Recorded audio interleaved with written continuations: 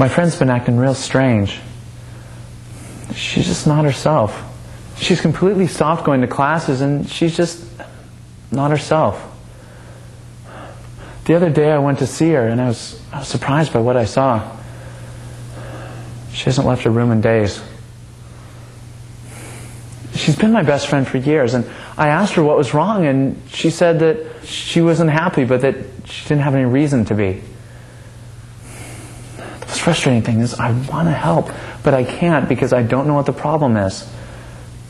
I don't know what's wrong.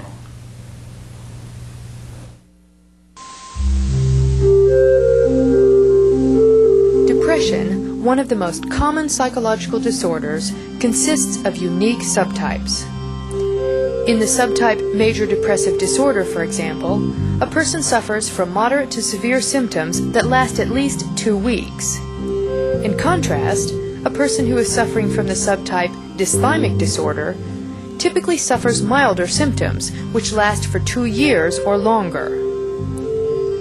The typical symptoms of dysthymic disorder include low self-esteem, pessimism, social withdrawal, chronic tiredness, guilt, and diminished productivity.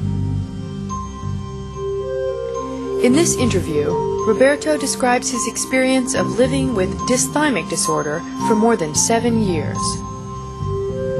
As you listen to him, note his feelings of hopelessness, his overriding sense of guilt, and his belief that he lacks control over the events in his life.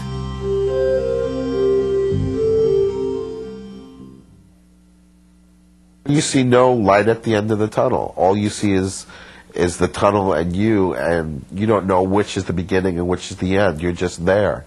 It's just, you deal with what's dealt to you. You don't feel like you're in control. You feel that these are external factors and you have no say in them. You're not, you think there is control in your life and you know there is no control. You are a cog in a wheel, and it's depression. You feel very small. You feel very insignificant. You don't think your problems are worth the time of other people to think that they are problems. You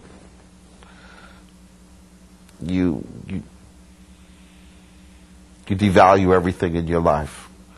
It becomes less and less than what it should be for yourself. What potential you have, you devalue yourself. No one else is doing it to you. You do it to yourself. You break yourself down. You make yourself into the hideous monster that you never thought you could be. Basically, I'm ashamed of myself. I'm ashamed of my body. I'm ashamed of how I feel about perceptions about women or about other people. I don't love myself. I don't give myself the pat on the back that I need. In the next sequence, Roberto describes his day-to-day routine. Roberto's dysthymic disorder has led to social isolation and caused him to narrow his personal goals and experiences. It has also led to dysfunctional sleeping and eating patterns that are typical of this disorder.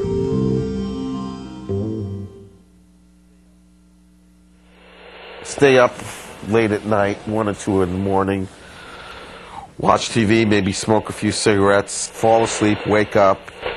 If I have to go to work, I'm not able to get to work on time. I fall asleep again, I turn on the alarm, turn it off, fall asleep, wake up again, and then go to work.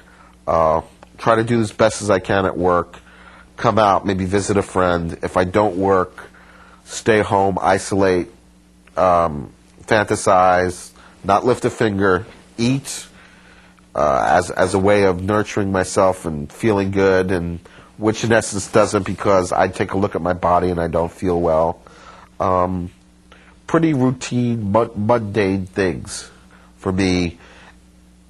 And just limiting myself to that. Just saying, this is all that I'm capable of. This is all that I'm going to do for myself, and no more.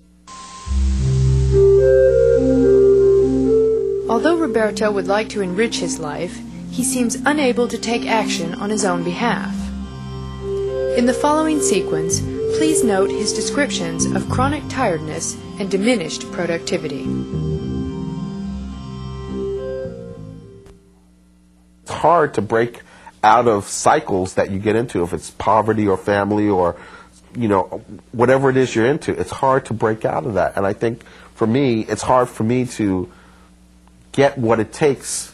I'm going to need what it takes to get myself out of this. It's not as easy as it seems. You think just picking up and, you know, correcting your environment is simple. It's very, very hard for me to do. I explained that to Social Security hearing today, you know, and it's the truth. I cannot correct my environment. For some reason, I'm immobilized by doing something corrective, positive for me. It's for me. It's for no one else. You know, it's for me, and I can't do it. I just can't not going to. I don't know why. To torture, it's like torturing a self, you know, torturing myself, hurting myself. I don't know why. Although the symptoms of dysthymic disorder are not as severe as those seen in major depressive disorder, dysthymic disorder often causes a long-term disability. In the final sequence, please note how this disorder has resulted in profound feelings of despair and guilt. It's evident in my family makeup. My brother has a manic depressive problem, and he's on SSI, and he's not dealing with it effectively with medication. And so it's inherent in my genes. I look at my father. He's an extreme personality. When he was alive, he tended to did things in extreme. I feel depth when I feel here. I feel pain and suffering. I feel just terrible. I feel ashamed. A monster in and of itself to feel unloved, to feel ununderstood, unappreciated. You know, just alone, very alone.